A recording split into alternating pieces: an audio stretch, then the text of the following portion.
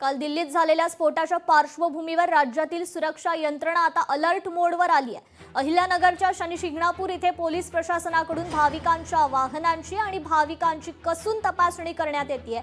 शनी शिंगणापूर इथे राज्यातूनच नाही तर देशभरातून मोठ्या संख्येने भाविक दर्शनाकरता येत असतात, त्यामुळे या ठिकाणी पोलिसांचं विशेष लक्ष आहे। याबाबत अधिकची माहिती देखील देण्यात आली आहे। तर शनी शिंगणापूर पोलीस स्टेशनचे सहाय्यक पोलीस निरीक्षक आशिष शेळके यांनी ही माहिती दिली आहे। या तीर्थस्थळ ठिकाणी भाविकांची ओढ नेहमी असते।